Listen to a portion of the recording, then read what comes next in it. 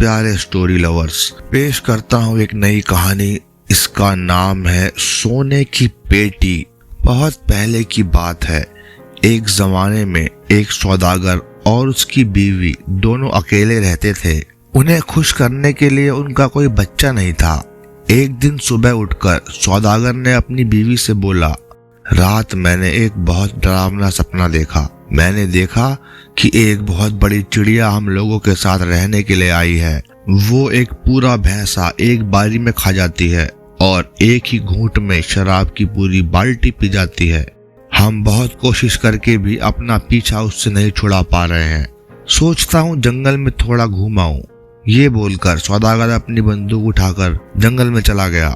वहाँ एक बलूत के पेड़ के पास वो पहुंचा, जिस पर उसने देखा एक घायल गरुड़ बैठा है। उसे देखकर सौदागर ने अपनी बंदूक ऊपर उठाई और वह उसे गोली मारने ही वाला था कि गरुड़ मनुष्य की आवाज में बोला, मुझे मारने से तुम्हारा कोई फायदा नहीं होगा भले मानस, लेकिन अगर तुम मुझे अपने घर ले जाओ और 3 साल 3 महीने 3 दिन तक खिलाओ पिलाओ तो मेरी ताकत लौट आएगी और तब मैं तुम्हें बहुत इनाम दूंगा। सौदागर ने सोचा यह गरुड़ क्या ही इनाम देगा। उसने बंदूक फिर से ऊपर उठाई और चलाने ही वाला था कि गरुड़ ने फिर उससे अपनी जान बख्श देने को कहा, मुझे गोली मत मारो भले आदमी, 3 साल 3 महीने और 3 दिन तक मुझे खिलाओ।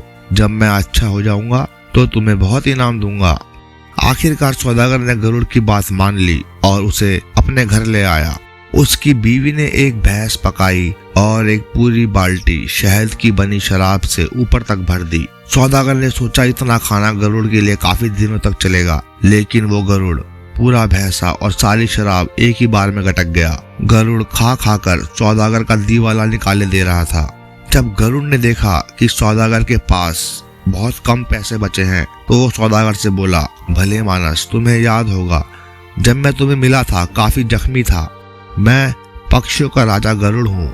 कुछ दिनों पहले जंगल के जानवरों और मेरी पक्षी सेना के बीच में भयंकर युद्ध हुआ था।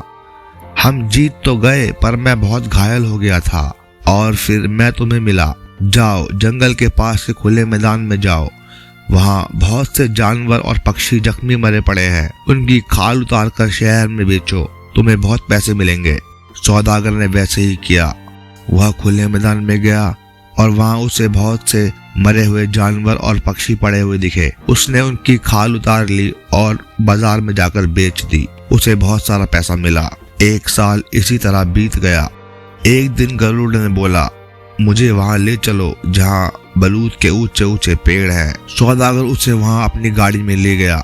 गरुड़ उड़कर बादलों से भी ऊंचे जा पहुंचा और फिर बड़ी तेजी के साथ इस तरह नीचे उतरा कि उसकी छाती सीधे एक पेड़ से टकराई। पेड़ के 2 टुकड़े हो गए।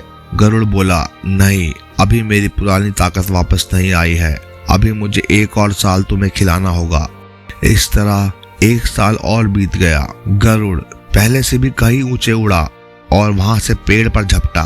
पेड़ के टुकड़े टुकड़े होकर जमीन पर गिर पड़े। गरुड़ बोला, अभी भी मेरी पुरानी ताकत वापस नहीं आई है भले मानस, तुम्हें मुझे 1 साल और खिलाना पड़ेगा। और इस तरह 3 साल 3 महीने और 3 दिन बीत गए। फिर गरुड़ ने सौदागर से कहा, फिर वहीं ऊंचे ऊंचे पेड़ों के पास मुझे ले चलो। फिर गरुड़ उड़कर पहले से भी बहुत ज्यादा ऊंचाई पर पहुंचा और फिर नीचे आते हुए सबसे बड़े पेड़ पर एक झपट्टा मारा तो वो पेड़ चकनाचूर हो गया और पूरा जंगल थर थर कांपने लगा। फिर गरुड़ ने कहा, धन्यवाद भले मानस, अब मेरी पुरानी ताकत पूरी तरह वापस आ गई है। चलो मेरी पीठ पर बैठ जाओ, मैं तुम्हें अपने घर ले चलूंगा, तुम्हें इनाम दूंगा। सौदागर गरुड़ की पीठ पर बैठ गया और गरुड़ समुद्र के ऊपर से उड़ता हुआ आकाश में ऊपर उड़ गया। गरुड़ ने सौदागर से पूछा, नीचे समुद्र को देखो, बताओ कैसा दिखता है। सौदागर बोला, यह एक मुर्गी के अंडे के बराबर दिखता है। यह सुनकर गरुड़ ने झटका देकर सौदागर को अपनी पीठ से गिरा दिया, लेकिन समुद्र में गिरने से पहले ही उसे फिर संभाल लिया। फिर वह सौदागर को लेकर और ऊंचा आसमान में उड़ा और उसने कहा, समुद्र को देखो, अब वह कैसा लगता है। सौदागर बोला, वह एक गेहूं के दाने के बराबर रह गया है। गरुड़ ने फिर सौदागर को अपनी पीठ से गिरा दिया, लेकिन समुद्र में गिरने से पहले ही उसे संभाल लिया और बोला, क्यों, मौत का डर कैसा होता है? तुमने जब 2 बार मेरे पर बंदूक तानी थी तो मुझे भी ऐसा ही लगा था। सौदागर बोला, हाँ भाई, मुझे भी लगा कि मेरा आखिरी समय आ गया है।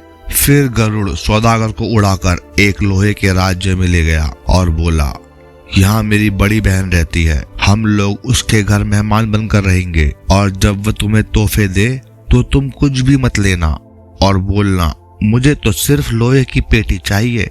यह कहकर गरुड़ जमीन से टकराया और टकराते ही एक सुंदर नौजवान बन गया। दोनों लोहे के महल के अंदर गए तो गरुड़ की बहन ने उन्हें देखा और बड़ी खुशी से उनका स्वागत किया। आहा मेरे प्यारे भैया, भगवान का शुक्र है कि तुम सही सलामत हो। तुमसे मिले इतने साल हो गए, मैंने तो समझा था कि तुम अब नहीं रहे। बोलो मैं तुम्हारी क्या खिदमत करूं, तुम्हारे लिए क्या मंगवाऊं? ये सुनकर गरुड़ बोला, मुझसे मत पूछो प्यारी दीदी, मैं तो घर का ही आदमी हूँ। इस भले आदमी से पूछो जिसने मुझे पूरे 3 साल अपने पास रखा, खिलाया पिलाया और भूखा नहीं मरने दिया। फिर गरुड़ की बड़ी बहन ने सौदागर की बहुत खिदमत करी और उसे अपने खजाने में ले गई। अपनी बेशुमार दौलत दिखाते हुए बोली, देखो यहाँ सोना चांदी और हर तरह के हीरे जवाहरात रखे हैं, तुम्हारा जो मन करे उठा लो। सौदागर बोला, मुझे तो बस लोहे की पेटी चाहिए और कुछ नहीं। यह सुनकर बड़ी बहन बोली, अच्छा तुम यह चाहते हो, अपना मुंह धो लो, यह तो चांद को पकड़ने वाली बात है। यह सुनकर गरुड़ को बहुत बुरा लगा। उसने तुरंत अपना गरुड़ का रूप धारण किया और सौदागर को उठाकर आसमान में उड़ गया। बड़ी बहन पीछे से चिल्लाई, भैया मेरे प्यारे भैया लौट आओ, मुझे माफ कर दो, मैं पेटी देने से गुरेज नहीं करूंगी। गरुड़ बोला, अब तो बात खत्म हो गई बहन। यह कहकर गरुड़ आसमान में दूर उड़ गया। फिर गरुड़ सौदागर को लेकर एक सोने के राज्य में पहुंचा। फिर से वह जमीन से टकराकर सुंदर नौजवान बन गया और सौदागर से बोला, यहाँ मेरी छोटी बहन रहती है, हम उसके मेहमान बनकर रहेंगे, लेकिन जब वह तुम्हें तोहफे दे तो कुछ मत लेना, सिर्फ सोने की पेटी मांगना। फिर दोनों छोटी बहन के घर पहुंचे। छोटी बहन ने गरुड़ को देखकर कहा, आहा मेरे प्यारे भैया, कहाँ घूम के आ रहे हो, इतने दिन क्यों लगा दिए? बोलो मैं तुम्हारी क्या खातिर करूं, तुम्हारे लिए क्या मंगवाऊं? तो गरुड़ बोला, मुझसे मत पूछो, मैं तो घर का ही आदमी हूँ। इस भले आदमी से पूछो जिसने मुझे पूरे 3 साल तक अपने यहाँ रखा, खिलाया पिलाया और भूखों नहीं मरने दिया। फिर छोटी बहन ने सौदागर को खूब खिलाया पिलाया, उसकी खूब खातिरदारी करी और फिर उसे वो अपने खजाने में ले गई और बोली, यहाँ पर जो कुछ भी सोने चांदी और कीमती हीरे जवाहरात हैं, उनमें से तुम कुछ भी ले सकते हो। सौदागर ने कहा, मुझे यह सब नहीं चाहिए, मैं तो सिर्फ सोने की पेटी चाहता हूँ। बहन बोली, तो वही लो, भगवान करे यह तुम्हारे लिए बहुत काम आए। तुमने मेरे भाई का इतने साल ख्याल रखा, तुम्हें मैं कोई भी चीज देने से गुरेज ना करूंगी। तो फिर कुछ दिन सौदागर वही सोने के राज्य में रहा और दावतें खाता रहा। फिर आखिरकार सौदागर ने गरुड़ से बोला, भाई मुझे घर जाना चाहिए। तो गरुड़ बोला, हाँ हाँ जाओ, घर जाओ और मेरी किसी बात का बुरा ना मानना, और हाँ याद रखना, जब तक तुम अपने घर ना पहुंच जाओ तब तक इस सोने की पेटी को खोलना मत। फिर सौदागर अपने घर की तरफ रवाना हो गया। वह कितने दिन चला यह तो कहना मुश्किल है, लेकिन कुछ समय बाद वो चलते चलते थक गया और थोड़ी देर के लिए आराम करने बैठ गया। वो जिस जगह रुका था वह जगह अधर्मी राजा के राज्य में थी। थोड़ी देर तक सौदागर बैठकर सोने की पेटी को देखता रहा और फिर अचानक उसे पता नहीं क्या हुआ, उसने न चाहते हुए भी वो पेटी खोल दी।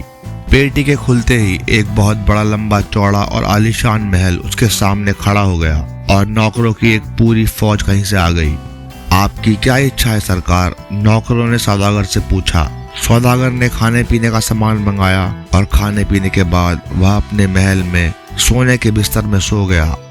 जब अधर्मी राजा को पता चला कि उसकी जमीन पर किसी ने महल बना लिया है तो उसने अपने सिपाहियों को वहां भेजा, जाकर देखो मेरी इजाजत के बिना किसने मेरी जमीन पर महल बनाया है, उससे बोलो कि फटाफट यहाँ से भाग जाए अगर अपनी खैर चाहता है तो।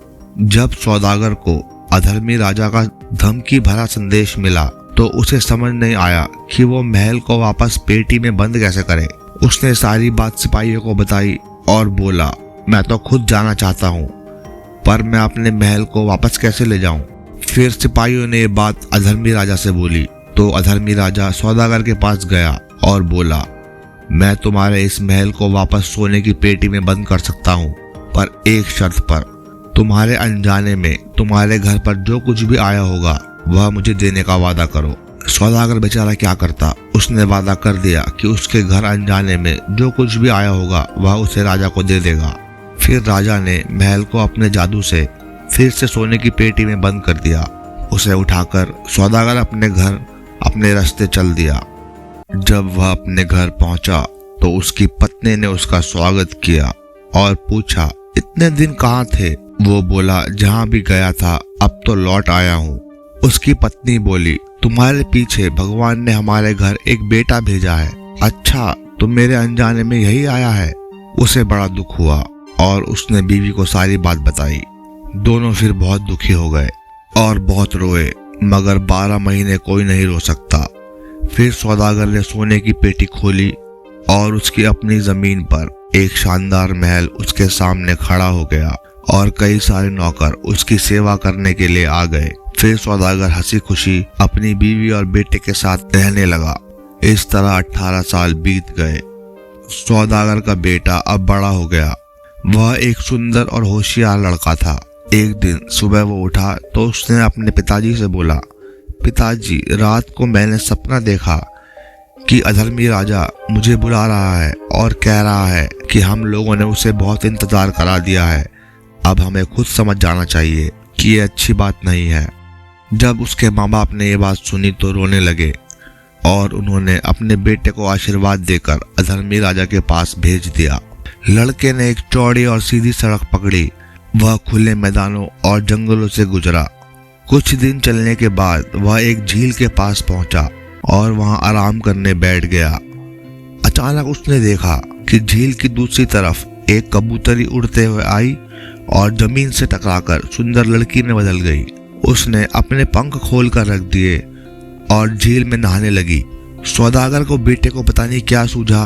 वह चुपचाप पंखों की ओर बढ़ा और उन्हें उठा के वहीं झील के पास झाड़ियों में छुप गया। जब लड़की नहाकर बाहर आई तो उसने अपने कपड़े पहने और फिर पंख ढूंढने लगी।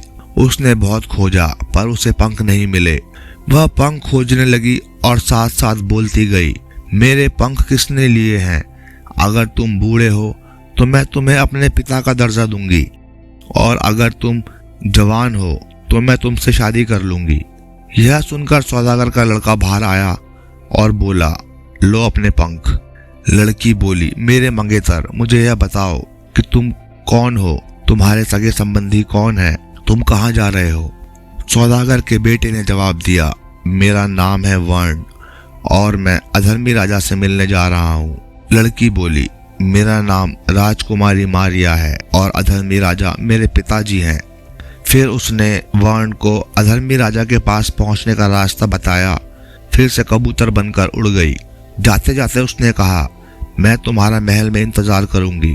फिर सौदागर का बेटा चलते चलते राजमहल पहुंच गया। अधर्मी राजा ने उसे रसोई घर में काम पर लगा दिया। वर्ण का काम था कि लकड़ी चीरे और पानी भरकर लाए।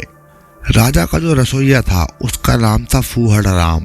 वह वर्ण से बहुत जलता था और उसकी शिकायत राजा से करता रहता था। एक दिन फूहड़ राम ने राजा से कहा, राजा जी, सौदागर का बेटा जो है बहुत बड़ी बड़ी बातें करता है। उसने मुझसे कहा है कि वह एक रात में ही पूरा जंगल काट कर गिरा सकता है, सारे पेड़ों को काट कर लकड़ियों का ढेर लगा सकता है, जमीन को जोत सकता है और उसमें गेहूं बो सकता है और सुबह होने तक फसल काट कर हजूर के लिए सुबह नाश्ते में समोसे तैयार कर सकता है। उसका कहना है कि ये सारा काम एक रात में खत्म कर देगा। यह सुनकर अधर्मी राजा बोला, अच्छा, उसे मेरे सामने लेकर आओ। वर्ण अधर्मी राजा के सामने पेश किया गया।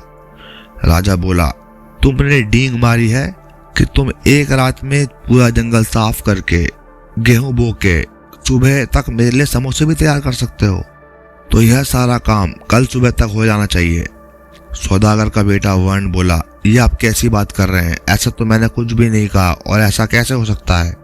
राजा ने बोला, तुम्हें यह करना पड़ेगा, नहीं तो अगले दिन तुम्हारा सर कलम कर दिया जाएगा। फिर वर्ण राजा के यहाँ से लौट गया। उसका सुंदर चेहरा एकदम उतरा हुआ था। राजा की बेटी राजकुमारी मारिया ने उसे देखा तो बोली, प्यारे, तुम्हें किस बात की चिंता है? कौन सी बात तुम्हें सता रही है? वर्ण ने मारिया को सारी बात बताई और बोला, यह मैं एक रात में कैसे कर सकता हूँ? तो राजकुमारी मारिया बोली, अरे इसमें क्या रखा है, यह तो बहुत मामूली सा काम है, असली काम तो आगे आएगा। जाओ, जाकर सो जाओ, रात की बात कभी सच नहीं होती, सुबह जरूर कोई तरकीब निकल आएगी। तो दोस्तों, कहानी का पहला भाग यहीं खत्म होता है। जल्द ही दूसरा भाग अधर्मी राजा आपके लिए पेश करूंगा। वो कहानी का अंतिम भाग होगा। आपका दिन शुभ हो। धन्यवाद।